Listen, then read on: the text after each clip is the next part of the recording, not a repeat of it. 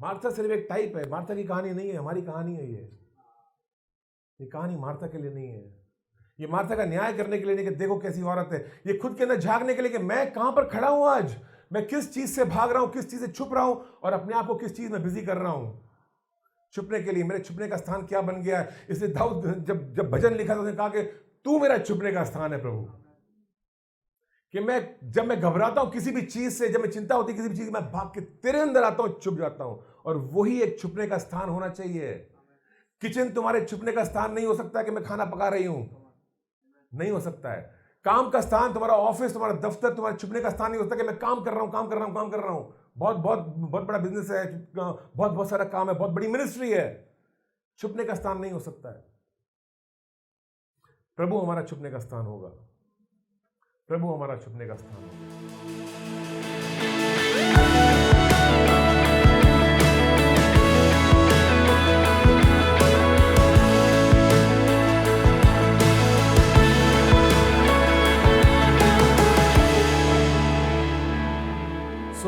मैं आपसे बात करना चाहता हूं आज एक लूका के 10वें अध्याय से, और एक बहुत अच्छा पैसेज है यहाँ पर जिससे परमेश्वर हमको कुछ समझाना चाहता है, सिखाना चाहता है।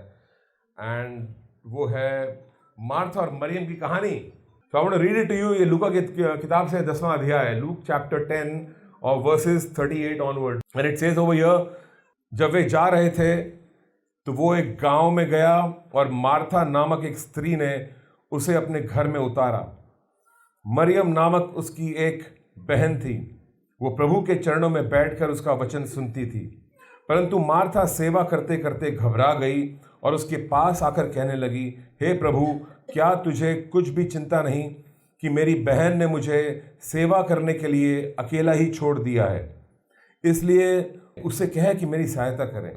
प्रभु ने उसे उत्तर दिया, मार्था है मार्था, तू बहुत बातों के लिए चिंता करती है और घबराती है, परंतु एक बात आवश्यक है और उस उत्तम भाग को मरियम ने चुन लिया है जो उससे छीना न जाएगा। ग्रेट पैसेज एंड बहुत कुछ है यहाँ पे सीखने के लिए, समझने के लिए। वी मस्ट ट्राई टू तीन कैरेक्टर्स हैं यहाँ पे, यीशु मसीह है, मार्था और मरियम है, और तीन लोगों की कहानियाँ, तीनों से कुछ कुछ सीखने को मिलेगा। मैं आपका फोकस लेके जाना चाहता हूँ यीशु मसीह के ऊपर। ओके, मार्था की बाद में बात करेंगे, मरियम की बाद में, लेकिन लेट्स टॉक अबाउट जीसस। और जीसस के बारे में यहाँ पे लिखा है 38 वर्स में, जब वो जा रहे थे तो वो एक गांव में गया। वो जा रहे थे मतलब यीशु मसीह चेले जा रहे थे कहीं पे, और यीशु एक गांव में पहुंचता है। ये इतनी सी बात सिर्फ यीशु मसीह को के बारे में कुछ दर्शाती है। सबसे पहली बात तो ये दर्शाती है कि यीशु मसीह जा रहे थे। आप सुन रहे मेरी बात? वो जा रहे थे, वो बैठे हुए नहीं थे एक जगह पे, वो जा रहे थे, कहीं पर उनको जाना था। वो जानते कि मुझे कहीं जाना है, मुझे एक जगह पे रुकना नहीं है, टिकना नहीं है, मुझे बस नहीं जाना है कहीं पर जा करके, मुझे जाना है, कोई जगह है, कुछ बुलाहट है मेरे जीवन के ऊपर जो मुझको पूरी करनी है। क्या हम जानते हैं हमारे जीवन की बुलाहट क्या है? कि हमें जाना है कहीं पर। क्या हम जब हम लौटते हैं अपने काम से घर पे, या जब भी जो भी हम अपने काम पर भी हैं, क्या हम जानते हैं इस बात को कि मुझे जाना है? क्या हमें याद भी है बात कि प्रभु ने हमको कहा है कि जाओ और जाके जाति जाति के लोगों को चेला बनाओ?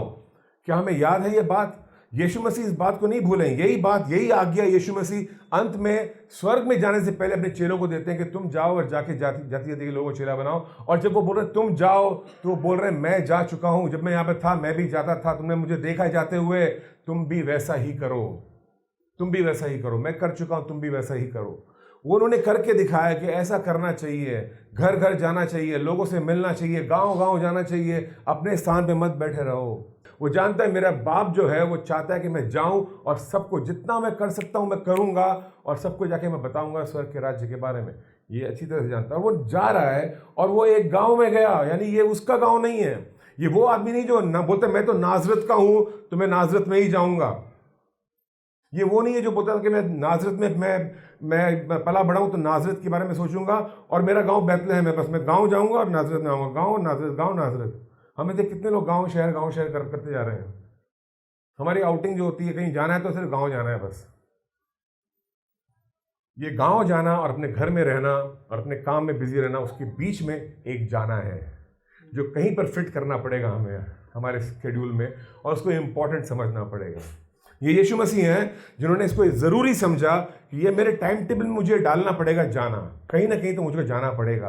अगर जाऊंगा नहीं तो लोगों से मिलूंगा कैसे, और मिलूंगा नहीं तो वो लोग कैसे सुनेंगे सुसमाचार, और अगर वो लोग सुसमाचार नहीं सुनेंगे तो वो विश्वास कैसे करेंगे, और विश्वास नहीं करेंगे तो उद्धार कैसे होगा उनका, बचेंगे कैसे। That's what Paul said.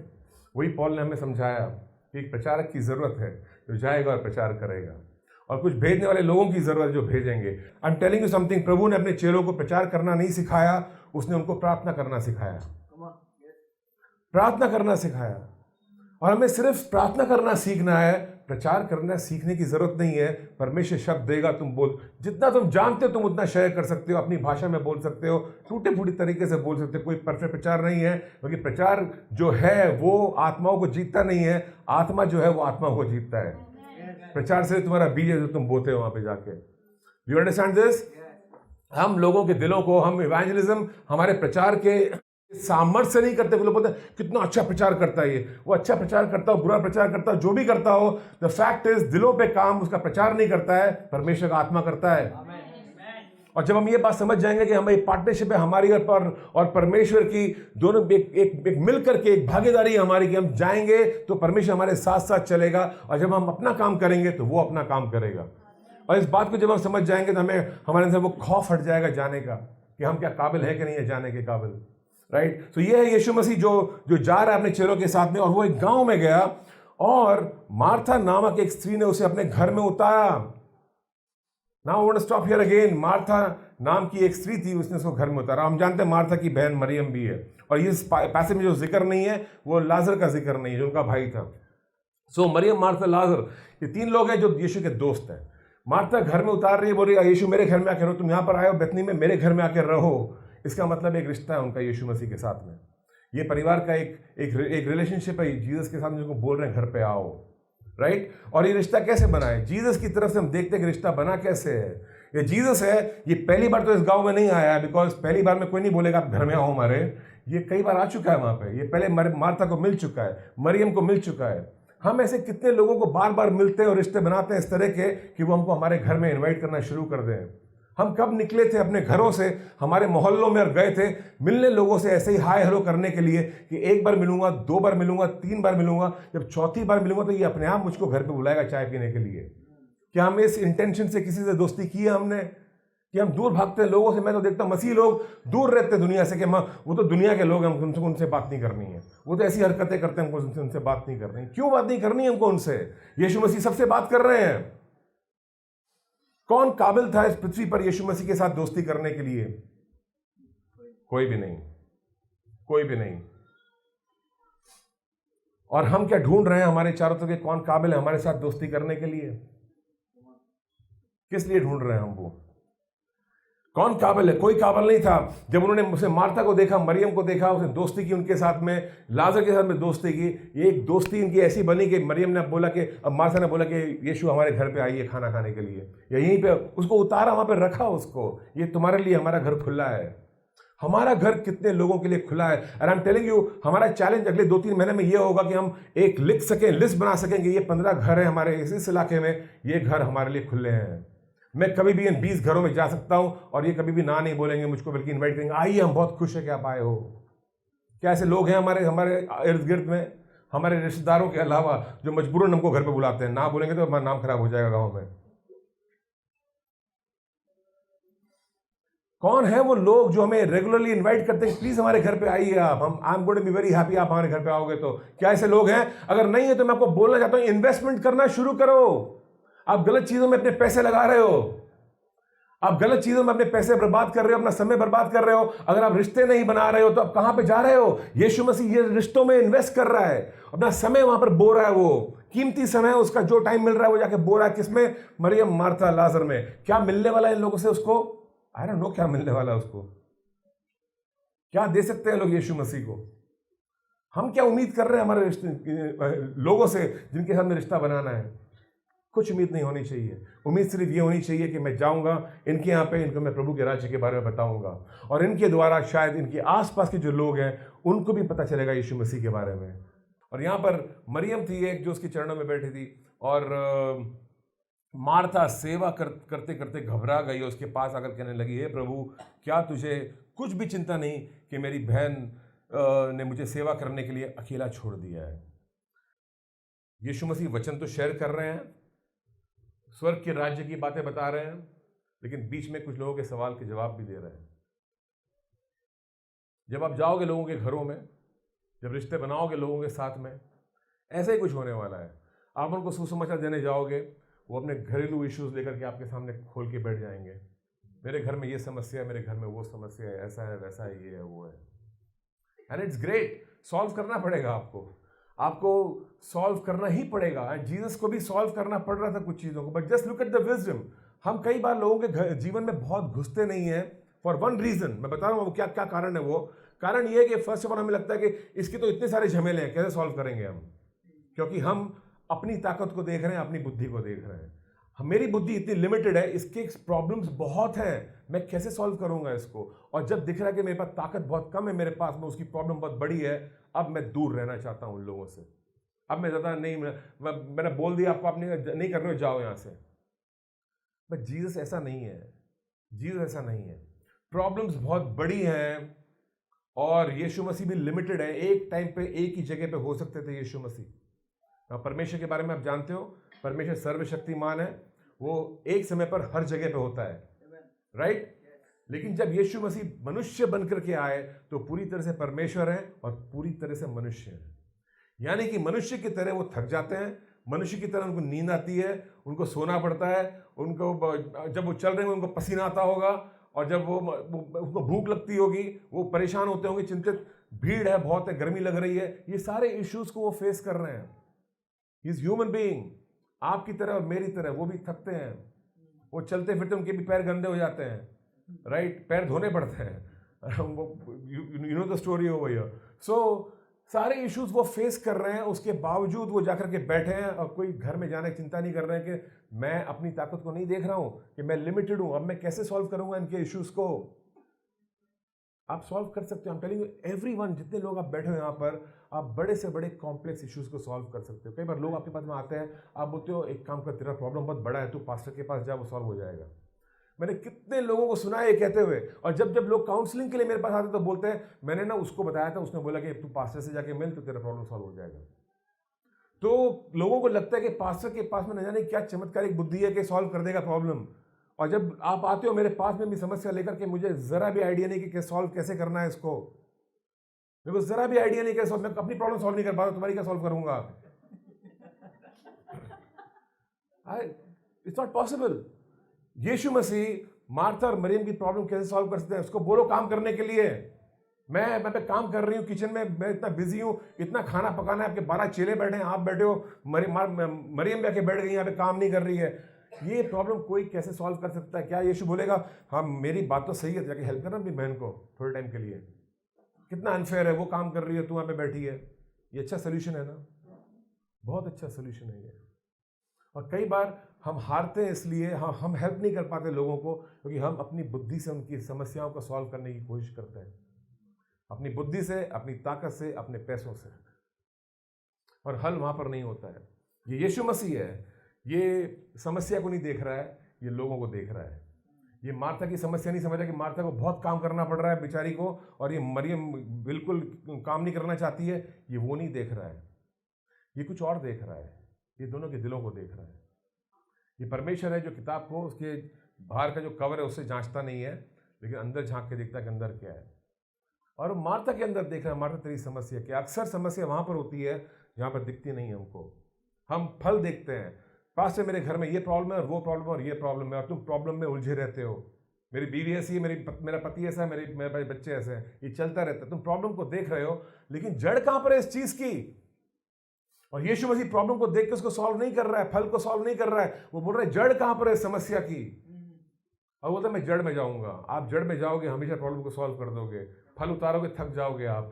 कितनी बार फल चेंज करते जाओगे, हटा दो गंदा फल, अच्छा फल लग जाएगा? नहीं होता, बार बार बुरा फल आने वाला है।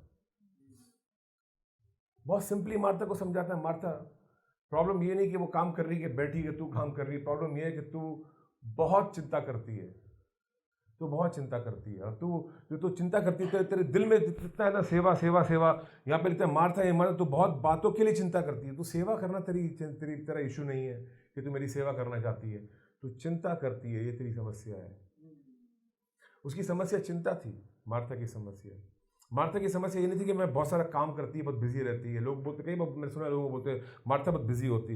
बिजी से प्रॉब्लम बिजी नहीं है, बाइबल बहुत साफ कहती है, तो बहुत सी बातों के लिए चिंता करती है। तो चिंता करता है वो लोग, और उसके बाद में लिखा है चिंता करती है और घबराती है। और चिंता और घबराहट का क्या संबंध है? और इस मैटर में चिंता और घबराहट का क्या संबंध है? यीशु मसीह घर पे आया है, अगर मैं मारता हूं तो मैं चिंता कर रहा हूं, किस बात की चिंता कर सकता हूं मैं? चिंता ये होगी कि ओह मुझे बेस्ट खाना बना के देना यीशु मसीह को, अगर नहीं दूंगी तो कैसा लगेगा, खराब लगेगा बहुत। यीशु मसीह आए, उनको बेस्ट खाना देना चाहिए, उनको बेस्ट सॉफ्ट ड्रिंक देना चाहिए, उनको राइस खाएंगे कि नहीं खाएंगे, चपाती खाएंगे कि नहीं खाएंगे, पूरी बनाऊं कि भाजी बनाऊं कि ये बनाऊं, चिकन कैसा बनना चाहिए, ये सारी चिंताएं घिरी हुई हैं। और घबराहट किस बात की है? घबराहट इस बात की है कि अगर सही नहीं हुआ तो क्या होगा। आप समझो इस बात को, चिंता और घबराहट साथ चलती रहती है। प्रॉब्लम है चिंताओं की। किस बात की चिंता करते हैं हम? और यीशु मसीह ने कैसे जान लिया इस बात को? दो ताजुब की बात है। वो ये नहीं देख रहे हैं कि क्या क्या कर रही है वो देख रहा है उसका दिल कहाँ पर है, किस चीज में लगा हुआ है। चिंता करने वाले का दिल यीशु में नहीं लगा हुआ, मैं आपको बताना चाहता हूं, उसका दिल खुद में लगा हुआ है। अगर मेरी बिरयानी खराब होगी तो यीशु के मुंह में कड़वाहट आएगी? नहीं, मेरा नाम खराब हो जाएगा। हमारे घर पे आए हैं, हमारी कितनी बदनामी होगी। कई बार सोचा कि नहीं सोचा आप लोगों ने, जब एक अच्छी पार्टी होती है, वो पार्टी में ऐसा करना चाहिए, नहीं करेंगे तो कितना खराब लगेगा। बच्चे को भूल चुके हैं हम, बच्चे की बात नहीं चल रही है, बच्चे की पार्टी है, पार्टी अब मेरी हो चुकी है। अब मैं पार्टी कर रहा हूं, खाना ये रखूंगा वो रखूंगा, ऐसा करूंगा वैसा करूंगा, और नहीं किया, ऐसा ठीक नहीं किया तो कैसा लगेगा लोगों को, मेरा नाम खराब हो जाएगा। घबराहट है, उसको घबराहट बोलते हैं। हम डर में जीते हैं, पर हम आइडेंटिफाई नहीं करते कि ये चीज डर है मेरे जीवन में। मैं पूछूं आपसे, अगर आपके जीवन में कोई डर है? अब डर किसी बात का नहीं है। चिंताएं हैं कुछ? नहीं, ऐसी कोई खास चिंता नहीं है। मतलब पैसों की चिंताएं हैं, हाँ थोड़ी बहुत होती है। बच्चों की चिंता है, हाँ थोड़ी बहुत होती है। जब आप अंदर कुरेदेंगे, थोड़ा सतह के अंदर जाएंगे, गहराई में जाओगे, आपको ढेर सारी चिंताएं वहां पे दिखेंगी, और आपको एहसास होगा कि मैं एक्चुअली डर में जीता हूं, मैं डर में जीता हूं। और डर किसी ना किसी बात का लगा रहता है। कुछ लोगों को भविष्य का डर है सिर्फ। जब बोलते हैं चिंता है, नौकरी छूट जाएगी, नहीं जरा भी चिंता नहीं है। चिंता नहीं है, आप सोच लो जरा इसके बारे में। जैसे ही ऑफिस में कहीं खबर होगी कि शायद कुछ लोगों को निकालने वाले हैं ऑफिस में से, फटाक से एंटीना खड़ा हो जाएगा। अब क्या करेंगे हम? एक डर हमारे अंदर आना शुरू करता है, एंड ये नॉर्मल है, स्वाभाविक है, डर आना शुरू करता है। और डर जब आता है तो उसका सामना कैसे करते हैं हम? That is the problem. क्या हम उस डर में बस जाते हैं, हमारे एक्शन उस डर से निकलते हैं बाहर, या क्या हम विश्वास में चलते हैं? मतलब नहीं, डरने की बात नहीं है, अगर ये द्वार बंद होगा दूसरा खुलेगा, I can relax. So it's a deep question. कभी सोचना, इसके ऊपर मनन करना, डर मेरे जीवन में डर है कि नहीं है। लेकिन अगर डर है, चिंताओं से जुड़ा हुआ है, मैं हर वो चीज की जो चिंता करता हूं, जिस चीज के बारे में मैं बहुत सोचता हूं, वो मेरी चिंता है। बेसिकली चिंताओं को आइडेंटिफाई करना, जिस चीज के बारे में मैं बहुत सोचता हूं, वो चीज मेरी चिंता बन चुकी है। और अगर वो चीज मेरी चिंता है तो उसके साथ में डर जुड़े हुए हैं। और जब तक ये चिंता मेरे जीवन से जाएगी नहीं और मैं प्रभु को सौंपूंगा नहीं, वो डर नहीं निकलने वाला है। Do you understand this? So परमेश्वर देखता है मार्था को, तेरी प्रॉब्लम है मार्था, तू बहुत चिंता करती है। अगर तू चिंता नहीं करती तो तू कुछ और करती। क्या करती? तू आज ये टेंशन में नहीं होती कि मेरी बहन वहां बैठी, शायद तू भी यहीं पे बैठी होती, शायद तू भी यहीं पे बैठी होती। तेरी बहन थोड़ी ऑपोजिट कैरेक्टर है। ये एक मार्था है, उसका एक कैरेक्टरिस्टिक है, बहुत चिंता करती है, ये सब कुछ परफेक्ट करना चाहती है, लोगों को खुश करना चाहती है। मेहमान आए, मेहमान को खुश करना है, ये हमेशा लोगों को खुश करने के बारे में सोच रही है। मरियम थोड़ी ऑपोजिट है। मरियम देख रही है कि एक प्रभु मेरे घर पे आया है, प्रभु क्या लेकर के आया है मेरे लिए, प्रभु क्या लेकर के आया। मार्था बोल रही मैं प्रभु को क्या देना चाहती हूँ, मरियम बोल रही मैं प्रभु से क्या लेना चाहती हूँ। आप क्या करना चाहते हो? क्या आप प्रभु को देना चाहते हो कि लेना चाहते हो? Think about it very carefully. बहुत थोड़ा विचार करना है इसके ऊपर। हम समझ नहीं रहे इस बात को कि परमेश्वर से कुछ हासिल करना है और कुछ चाहिए। परमेश्वर के पास इतना कुछ है देने के लिए हमें कि अगर हमें चाहिए तो हमें बैठना पड़ेगा उसके साथ में, उसके पास बैठना पड़ेगा, उसके नजदीक बैठना पड़ेगा और कुछ समय बिताना पड़ेगा उसके साथ में, और उस चीज की कीमत चुकानी पड़ेगी। मार्था फर्क है, मरियम फर्क है, और दोनों के साथ में सामने चॉइसेस थे। मार्था का कैरेक्टर कितना अजीब है ना। मार्था यीशु मसीह को जानती है अच्छी तरह से, जानती, चमत्कार करता है, जबरदस्त परमेश्वर की बातें करता है, बोलती वाह ये आदमी मेरे घर में आना चाहिए, है ना। जब कोई बड़ा प्रचारक आता है ना, सबको मन कहता है मेरे घर में आना चाहिए आदमी। क्यों आना चाहिए मेरे घर में आदमी? ये मेरे घर में आएगा, मेरा घर आशीषित हो जाएगा। मार्था भी सेम, और कोई गलत नहीं है, इट्स अ गुड थिंग। बोलती है yes Jesus come to my house, very good, अब तक सब कुछ सही चल रहा है। और जीसस आता है उसके घर में और बैठता है वहां पर, और मार्था के सामने चॉइस है, मैं यीशु के पास में बैठूंगी या मैं यीशु को खुश करूंगी। और वो बोलती मैं यीशु को खुश करती हूँ, उसकी सेवा करती हूँ। मार्था यीशु की सेवा करने में लगी है, यीशु मरियम की सेवा कर रहा है। अजीब सा नहीं है माहौल यहाँ पर? और कौन सही है कौन गलत है? क्या मार्था गलत है सेवा करने में? गलत तो नहीं है। प्रभु बोल रहा है कोई प्रॉब्लम नहीं है, तेरे पास चॉइस था मार्था, मरियम तेरे पास में भी चॉइस था। मार्था का चॉइस सही था कि तू बैठ सकती है यहाँ पर आके, लेकिन तेरे को एक कीमत चुकानी पड़ेगी उसकी। मरियम तेरे पास में भी चॉइस है, तू यहाँ पे बैठ सकती है मेरे पास आके, लेकिन तेरे को भी कीमत चुकानी पड़ेगी। आप यीशु के साथ बैठोगे या नहीं बैठोगे, दोनों तरफ से आप कीमत चुका रहे हो। मार्था क्या कीमत चुका रही है? वो ये चुका रही है कि जो यीशु के पास में है देने के लिए, वो पाती नहीं उस चीज़ को। वो बना रही है अपनी बिरयानी वहाँ पे पीछे, और लगी हुई है कि मैं वैसा बनाऊंगी, वैसा बनाऊंगी, ऐसे सर्व करूंगी, वैसे सर्व करूंगी। तो कर ले, अच्छी बात है। यीशु बोलेगा बी ब्लेस्ड, जाओ, अच्छा खाना था, मजा आया बहुत। मरियम का उल्टा है, मरियम यहां पर आके बैठी है, ये पूरे हफ्ते गाली सुनने वाली है उसकी बहन से। किट किट किट किट चलता रहेगा घर के अंदर, उसको बर्दाश्त करना पड़ेगा। क्यों बर्दाश्त करना पड़ेगा? करना पड़ेगा क्योंकि बैठी यहाँ पे, जानती है मैं जो बैठ गई हूँ यहाँ पे, मैं किचन में काम नहीं कर रही हूँ, अब मेरे को सुनना ही पड़ेगा। अब मेरे को बहन सुनाएगी, फिर मेरी आंटी घर पे आएगी तो बहन आंटी को भी बोलेगी, फिर आंटी मुझे समझाएंगी, फिर आंटी आएंगे तो चाचा भी आएंगे, काका भी, सब पूरे गाँव वाले मुझको सुनाएंगे, बोलेंगे ऐसा मत किया करना, अपनी बहन को हेल्प किया करना। फिर छोटी छोटी चीज़ में मेरे को बहन पूरे महीने टोकती रहेगी कि तूने बहन तुम ये भी काम नहीं कर रही है, वो भी काम नहीं करती, कपड़े वहाँ पड़े तेरे, तूने वो झाड़ू नहीं लगाया, तूने ये नहीं किया, वो नहीं किया। अब पूरा महीना वो चलता रहेगा मेरे साथ में। क्यों? क्योंकि मैं उस दिन यीशु के चरणों में बैठी, उसको हेल्प नहीं किया। बहुत बड़ी कीमत है चुकाने के लिए। उसने कहा मैं कीमत चुकाऊंगी, मार्था ने कहा मैं भी कीमत चुकाऊंगी। दोनों ने कीमत चुकाई है। एक ने कुछ पाया यीशु से, दूसरे ने नहीं पाया। अब यीशु मसीह ने कहा कोई प्रॉब्लम नहीं है, तू वो कीमत चुका चुका ले, तेरी मर्जी है, पर जान ले कि तू कीमत चुका रही है उसकी। और ये जो तू बैठी यहाँ पे, तू भी जान ले यहाँ बैठने की भी कीमत चुकानी पड़ती है। दोनों जगह है कीमत। हम कौन सी कीमत चुकाना चाहते हैं? हम किस तरफ फैसला करते हैं, सवाल ये है। आई एम टेलिंग यू, कोई कुछ भी आसान नहीं है। यीशु के पीछे हो लेना भी आसान नहीं है, और यीशु से दूर रहना, अपने काम में लगे रहना, वो भी आसान नहीं है। Do you understand this? तो बहुत से लोग हैं जो यीशु के पीछे हो लिए और बोलते हैं ये तो बहुत कठिन काम है, कैसे होगा, क्या होगा, कैसे करेंगे। ये तो एक चीज़ है, यीशु के पीछे हो लिए मतलब बहुत कुछ सैक्रिफाइस करके, छोड़ के बहुत सारी चीज़ें, फैसला किया कि नहीं हम ये चलेंगे, ये करेंगे, ये चूज करेंगे। कुछ लोगों ने करियर चूज किए हैं, बड़े बड़े नौकरियां छोड़ दी हैं, सिर्फ इसलिए कि हम सेवा करना चाहते हैं, हमको टाइम चाहिए उसके लिए, और वो नौकरी छोड़ के जो जा रहे हैं उसके पीछे। आई हैव सीन पास्टर्स, अनगिनत पास्टर्स हैं जो न जाने क्या क्या छोड़ करके बैठे हैं प्रभु के लिए, और वो चल रहे हैं परमेश्वर के साथ में। बहुत बड़ी कीमत चुकाई उन्होंने। और मैं लोगों को जानता हूं जिन्होंने कीमत नहीं भी चुकाई है, और उनको लगता है कीमत नहीं चुकाई, नौकरियां नहीं छोड़ी, नौकरी में लगे हुए हैं, और मैं जानता हूं वो रोज कीमत चुकाते हैं उस चीज की, रोज कीमत चुकाते हैं वो। दोनों तरफ कीमत चुकानी है। कौन सा फैसला करोगे? यीशु मसीह ने बहुत सरल भाषा में उसे कहा, मार्था है मार्था, तू बहुत बातों के लिए चिंता करती है, घबराती है, परंतु एक बात आवश्यक है, और उस उत्तम भाग को मरियम ने चुन लिया है, वो उससे छीना न जाएगा।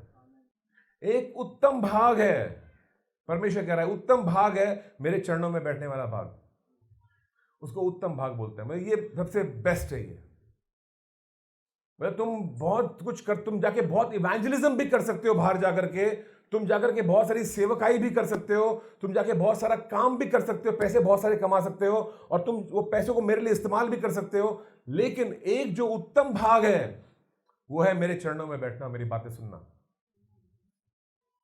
मतलब इससे बेटर और कुछ नहीं है। तुम ये चूज कर सकते हो, तुम चाहो तो। ऑप्शन परमिशन ने दिया है। उसने मरियम को नहीं बोला कि तू ऐसा मत कर या उसको तू ऐसा कर, नहीं। उसने बताया इसने जो चूज किया, रहने दो उसको। अच्छा चूज किया इसने, बुरा चूज नहीं किया है।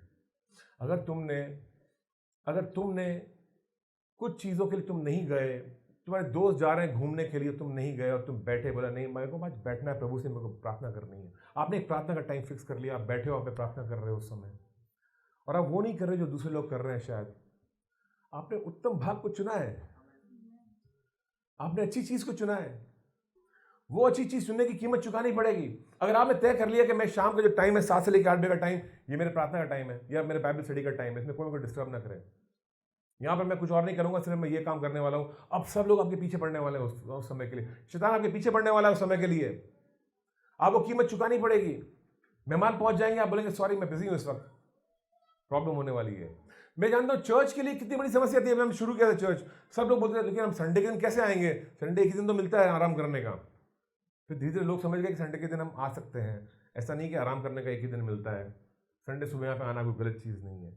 फिर प्रॉब्लम आ गई, मेहमान आते हैं हमारे घर पे, संडे के दिन आते हैं। मैंने कहा उनको समझाओ कि संडे के दिन हम बिजी हैं सुबह में। धीरे धीरे लोग समझ गए कि ठीक है, हम लोगों को बोल सकते हैं कि हम बिजी हैं सुबह संडे के दिन। फिर बुरा लगता है, लोग गांव से आ रहे हैं क्या करेंगे, मतलब गांव से आ रहे हैं ठीक है 3 घंटा वेट करेंगे आपके लिए आपके घर में। वो बोला आप लोग बैठो, हम लोग चर्च होके आ रहे हैं, वेट करना प्लीज। तो बैठेंगे वो लोग, क्या प्रॉब्लम क्या है इसमें। अरे ऐसा बुरा मान जाएंगे, बुरा मान जाएंगे तो कीमत चुकानी पड़ेगी आपको, कीमत चुकानी पड़ेगी। और कीमत ये है कि वो बुरा मान जाएंगे और गांव में जाके बोलेंगे ये तो छोड़ के चले गए हम लोगों को, आपकी नाक कट जाएगी गांव में जाके। ये कीमत है जो आप चुकाओगे उसके लिए, ये कीमत चुकाओगे उसके लिए आप। यीशु के चरणों में बैठने के लिए कीमत चुकानी पड़ेगी, और यीशु के चरणों में ना बैठने की भी कीमत चुकानी पड़ेगी। आप जो नहीं बैठोगे उसके चरणों में, आप कीमत चुका रहे हो, आप चुका रहे हो। आप वो पाई नहीं रहे हो अपने बनाने वाले से, जो आहार उसने रखी आपकी उन्नति के लिए, तरक्की के लिए जो रखा है उसने, जो वो आपके अंदर डालना चाहता है, वो आपके अंदर जा ही नहीं रहा है। आप अपनी ताकत में चल रहे हो, अपने सामर्थ्य में चल रहे हो, और अपनी ताकत और सामर्थ्य में कहां तक पहुंचेंगे हम नहीं पहुंच पाएंगे, बहुत दूर तक थक जाएंगे। गो लिटिल डीपर, थोड़ा गहराई में जाते हैं। कभी कभी कुछ बातों से छुपने के लिए हम अपने आप को कभी कभी अपने काम में डुबो देते हैं। एक यीशु मसीह बैठा है, रोशनी, आप जानते हैं रोशनी, अंधकार नहीं टिक सकता उसके सामने। यीशु मसीह बैठा है, लोग बैठे हैं और बात कर रहा है। किसी को पता नहीं कि यीशु मसीह कब सबके दिलों की बातों को जानते हैं, वो कब किसके बारे में कुछ बोल देंगे। डर लगता है कभी कभी। ये प्रचारक है, इसके पास जाएंगे तो ये 4 सवाल पूछेगा, पूरी सारा मेरा चिट्ठा निकाल लेगा, खोल देगा पूरी फाइल मेरी की, तूने ये किया होगा, तूने ऐसा किया वैसा किया, ये प्रॉब्लम है। अब मैं क्या बोलूंगा। सारी जो अंधकार की बातें रोशनी में आती हैं जब तक आप यीशु मसीह के पास में जाते हो। आप समझो इस बात को। जब मेरे को लोग बोलते हैं कि ये बंदा लाइफ ग्रुप में आता नहीं है, ये बंदा चर्च में आता नहीं, मतलब कैसे आएगा चर्च में, कैसे आएगा लाइफ ग्रुप में। अंधकार से घिरा हुआ है, अंदर हृदय में अंधकार भरा हुआ है, और जब अंधकार अंदर है तो रोशनी के पास आने से डरेगा। पहली बात तो कि जब रोशनी में आएगा सारे अंधकार हटेगा, वहां से सब चीजें एक्सपोज हो जाएंगी जो तुम्हारे अंदर है। और यही होता है यीशु के पास आने से, अंदर हृदय पूरा खुल जाता है और दिल की सारी बातें बाहर आती हैं। वो व्यक्ति जो यीशु मसीह से उसकी मुलाकात हुई है, कभी भी अपनी गवाही देते हुए शर्माता नहीं है, घबराता नहीं है, कभी भी बताते हुए डरता नहीं है। बोलता है कि मैं पहले कैसा था। मैंने लोगों बोला गवाही अपनी बनाओ, मैं पहले कैसा था, मैं यीशु को कैसे मिला और अब मेरा जीवन कैसे बदल गया है। आप में से आधे से ज्यादा लोग डरते हो गवाही बोलते हुए भी। क्यों? क्या प्रॉब्लम क्या है इसमें? मैं पहले कैसा था यीशु को जानने से पहले बताने में समस्या क्या है आज हमें? क्या हमको एहसास नहीं कि हम कैसे थे यीशु को जानने से पहले, और फिर यीशु मसीह को कैसे जाना हमने, और अब क्या बदलाव आया मुझ में? कितनी जबरदस्त गवाही है। हम घबराते हैं गवाही देते हुए, डरते हैं। अब भी डर लगता है, अब भी लगता है कि मैं अपनी पहचान को समझे नहीं है। हम रोशनी के पुत्र हैं। अभी हमें डर की जरूरत नहीं है अंधकार की चीजों से। वो अंधकार था, जा चुका है। अब मैं नएपन में चल रहा हूं, अब मैं नया जीवन जी रहा हूं। मार्था जो नहीं बैठ रही है यीशु के चरणों में, क्यों नहीं? वहां पे क्यों इतनी उलझी हुई अपने कामों के अंदर? क्यों अपनी चिंताओं में डूबी हुई? क्यों दूरी बनाई हुई है यीशु मसीह से? यीशु घर में आया, तुम जाके पास बैठोगे, यीशु मैं तेरे को छोड़ूंगा नहीं। कभी कभी नहीं कर पाते हम। मैं बहुत बिजी हूं। सुना अपने आप को बोलते हुए कभी कभी, मैं बहुत बिजी हूं। कितने लोगों ने सुना अपने आप को कहते हुए ये बात कि मैं बहुत बिजी हूं? कभी लोग मेरे को पूछते हैं, पास्टर आप बिजी हैं क्या? मतलब बिजी तो मैं हूं ही, काम क्या है वो बोल रहे हैं। मतलब टाइम तो फ्री नहीं है, पर काम क्या है वो बोल, काम एडजस्ट कर लेंगे बीच में कुछ ना कुछ। बिजी बहाना नहीं हो सकता है। बिजी तो सब लोग हैं, सब लोग कुछ ना कुछ कर ही रहे हैं। मेरा जो ड्राइवर है वो बिजी है, सुबह 9 बजे से लेकर के रात के 9 बजे तक बिजी रहता है। वो 9 बजे अपने घर से निकलता है, 10 बजे मेरे यहाँ पे पहुँचता है। शाम को 8 बजे 9 बजे जब भी निकलता है, 10 बजे अपने घर पे पहुँचता है। 12 घंटे बिजी है। पर उस बिजी के अंदर मैं उसको 15 काम दूंगा, वो 15 काम भी कर लेगा, मैं जानता हूँ। पर कहने के लिए बिजी है, काम कर रहा है वो, सुबह से लेकर शाम तक काम कर रहा है वो। पर उस बीच में वो तरह तरह के काम कर लेता है, ड्राइविंग के अलावा तरह तरह के काम कर लेता है। हम सब बहुत कुछ कर सकते हैं। बिजी हमारे लिए बहाना नहीं हो सकता कि मैं बिजी हूं। लेकिन हम में से कुछ लोग बिजी होना चाहते हैं, बिजी होना चाहते हैं और घेर लेते हैं अपने आप को काम से। आई एम टेलिंग यू समथिंग, एक था दाऊद, इतना बिजी था वो युद्ध जीतते जीतते कि वो अपने घर को संभाल नहीं पाता था। और कभी कभी लगता है कि वो युद्ध में बिजी इसीलिए रहता था क्योंकि वो घर को संभालना जानता नहीं था, अपने बेटे को संभालना जानता नहीं था। अपने बेटे को हमें रिश्ता कैसा होना चाहिए मेरा। कई बार हम भागते हैं। पास्टर्स को देखा है मैंने, मैं मिनिस्ट्री में बहुत बिजी हैं। क्यों? घर उनका नाश हो चुका, घर का रिश्ते खत्म हो चुके हैं। बीवी के साथ में रिश्ता अच्छा नहीं है, बच्चों के साथ में रिश्ता अच्छा नहीं है, कुछ भी सही नहीं चल रहा घर पे, लेकिन मिनिस्ट्री में बहुत बिजी हैं। सुबह से लेकर रात तक मिनिस्ट्री छुपने की जगह हो गई है अभी उनकी, क्योंकि यहां पर हैंडल नहीं कर सकते हैं। आप किस चीज को हैंडल नहीं कर पा रहे हो जो छुप रहे हो उससे? सवाल यह है। और खुद को पूछना जरूरी है कई बार कि मैं किस चीज को हैंडल नहीं कर सकता हूं, इसलिए मैं दूर भागता हूं उससे और मैं अपने आप को बिजी कर देता हूं कुछ और चीज में। कुछ लोग अपना काम को अच्छे से नहीं कर पाते हैं, अपने परिवार में बिजी हो जाते हैं वो लोग बहुत, क्योंकि काम से डर रहे हैं कि मैं नहीं कर पाऊंगा। डर है अंदर, एक चिंता है कि मैं अचीव कर पाऊंगा कि नहीं कर पाऊंगा, मेरे अंदर काबिलियत है कि नहीं है। और डर के मारे फिर क्या करते हैं, अपने घर का तावा ले लेते हैं, मैं घर घर घर घर घर घर घर, और बिजी रहते हैं उसके अंदर। आई am telling you, just go deeper. Martha सिर्फ एक टाइप है, मार्था की कहानी नहीं है, हमारी कहानी है। ये कहानी मार्था के लिए नहीं है। ये मार्था का न्याय करने के लिए नहीं कि देखो कैसी औरत है। ये खुद के अंदर झांकने के लिए कि मैं कहां पर खड़ा हूं आज, मैं किस चीज से भाग रहा हूं, किस चीज से छुप रहा हूं और अपने आप को किस चीज में बिजी कर रहा हूं। छुपने के लिए मेरे छुपने का स्थान क्या बन गया है। इसलिए दाऊद जब भजन लिखा तो उसने कहा कि तू मेरा छुपने का स्थान है प्रभु। कि जब मैं घबराता हूं किसी भी चीज से, जब मैं चिंता होती है किसी भी चीज, मैं भाग के तेरे अंदर आता हूं, छुप जाता हूं। और वही एक छुपने का स्थान होना चाहिए। किचन तुम्हारे छुपने का स्थान नहीं हो सकता कि मैं खाना पका रही हूं, नहीं हो सकता है। काम का स्थान, तुम्हारा ऑफिस, तुम्हारा दफ्तर तुम्हारे छुपने का स्थान नहीं हो सकता कि मैं काम कर रहा हूं, काम कर रहा हूं, काम कर रहा हूं। बहुत बहुत बहुत बड़ा बिजनेस है, बहुत बहुत सारा काम है, बहुत बड़ी मिनिस्ट्री है, छुपने का स्थान नहीं हो सकता है। प्रभु हमारा छुपने का स्थान होगा, प्रभु हमारा छुपने का स्थान होगा। कुछ लोगों का छुपने का स्थान उनके बच्चे हैं। मेरा बच्चा, मेरा बच्चा, मेरा बच्चा, मेरा बच्चा, छुपे रहते हैं उसके अंदर, बिकॉज उससे बाहर नहीं निकलते हैं। मैंने लोगों को देखा, बच्चे बड़े भी हो गए तभी बच्चा बच्चा बच्चा बच्चा लगे रहते हैं उसके पीछे। मेरे बच्चे बड़े हो जाएं, शादी करा दूं तब चैन आएगा। शादी कराने के बाद जब इनके बच्चे को खिला लेंगे तब चैन आएगा। इनके बच्चों का एडमिशन हो जाएगा तब चैन आएगा। इनके मकान बन जाएंगे तब चैन आएगा। चैन आता ही नहीं है कभी तक।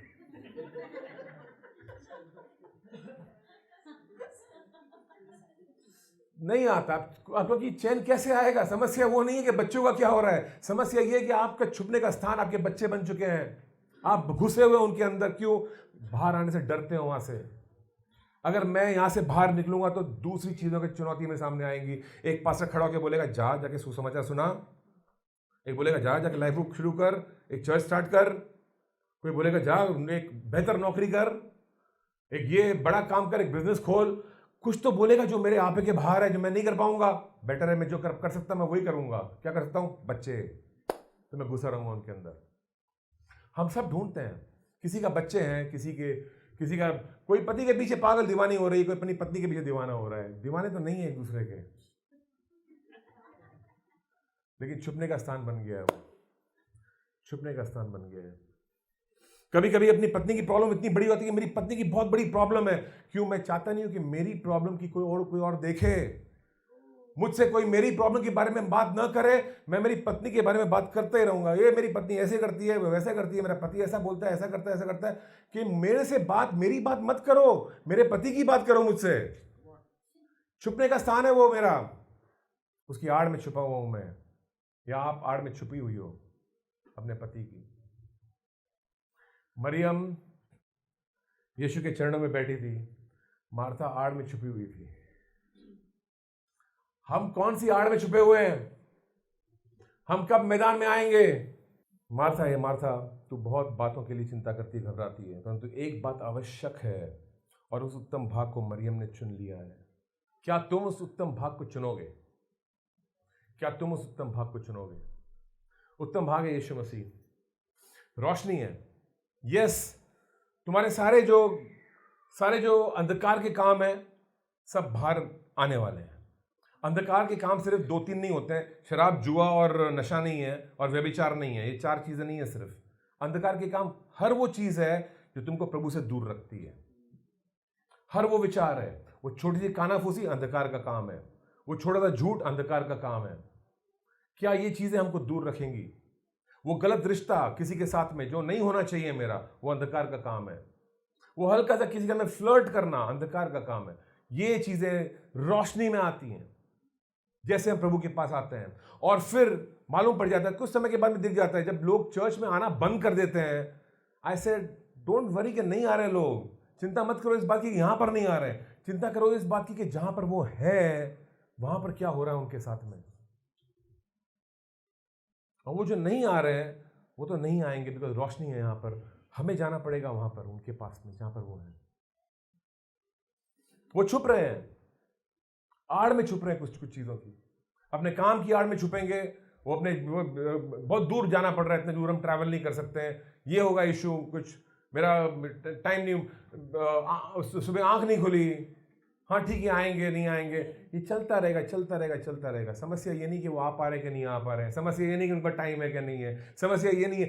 फल को मत देखना, उसने ये नहीं देखा मरियम कितना काम कर रही है, कितना बैठी है मरियम, ये इशू ये नहीं था, दिल का इशू है, अंदर क्या चल रहा है। समस्या अंदर है, समस्या अंदर है। हम किससे नाराज हैं और किस चीज की आड़ में हैं, हम किस चीज से छुप रहे हैं हम लोग। कभी कभी लोग गुस्सा हो जाते हैं, चर्च नहीं आऊंगा, उसने ऐसा बोल दिया मुझे, मतलब वो उसने बोला तुझको, तो ठीक है उसने तो ऐसा बोल दिया, तू चर्च क्यों नहीं आएगा। लेकिन प्रॉब्लम ये नहीं कि उसने क्या बोला, मुझे एक आड़ की जरूरत थी, मुझे एक आड़ की जरूरत थी, और जैसे उसने कुछ बोला मैं छुप गया, मैं तो नहीं आऊंगा चर्च। आपका दिल ही कब था आने का चर्च? आपका दिल था ही कब? क्या हम जानते नहीं हैं आप कितने बार आते थे, कितने बजे आते थे, क्या करते थे चर्च में? क्या हम जानते नहीं हैं? सब जानते हैं सारी बातें, आप भी जानते हो इन बातों को।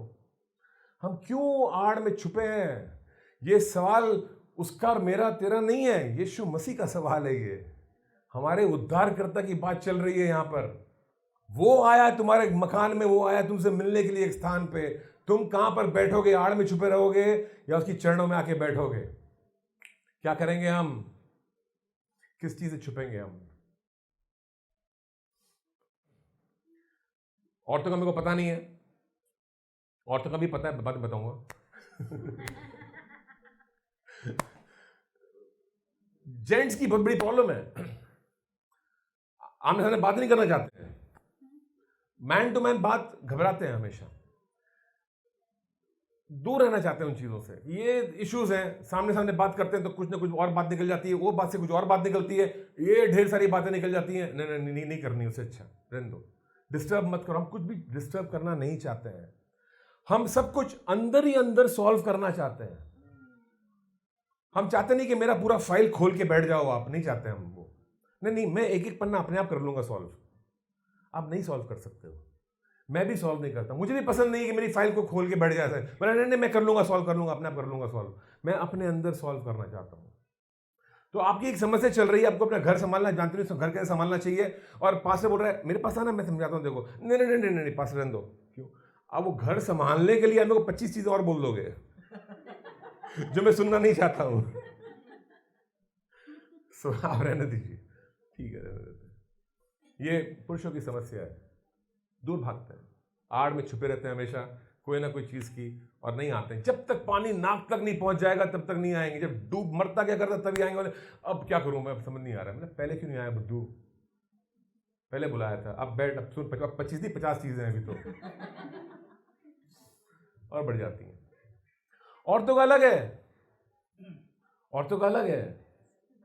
औरतों के पास इतनी ढेर सारी चीज़ें होती हैं कि वो समझ नहीं पाती कि पहले ये सॉल्व करना कि वो सॉल्व करना। मुझसे एक चीज़ की बात करोगे, वो दूसरी चीज़ की बात कर रही है एक्चुअली। अब वो सॉल्व करने जाओगे तो तीसरी शुरू कर देगी, वहां पे गोल गोल घुमाती रहेगी।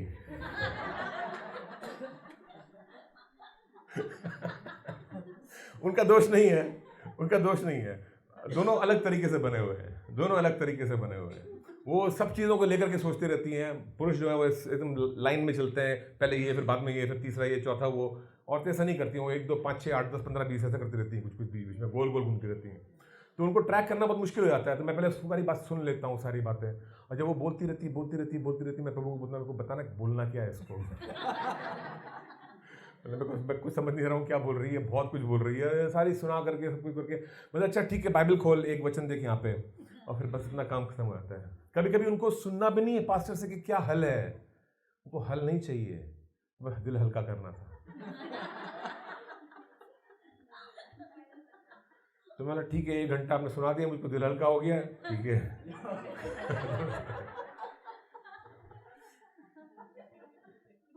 5-6 साल लगे मुझे ये बात समझने के लिए कि इनको हल नहीं चाहिए, इनको सिर्फ बोलना है, सुनाना है, सुन लूंगा, किस्सा खत्म। कभी कभी जब बहुत जिद करती तो फिर हल सुनाना शुरू करता हूँ कि भाई हल ये है, ये सोल्यूशन ये है।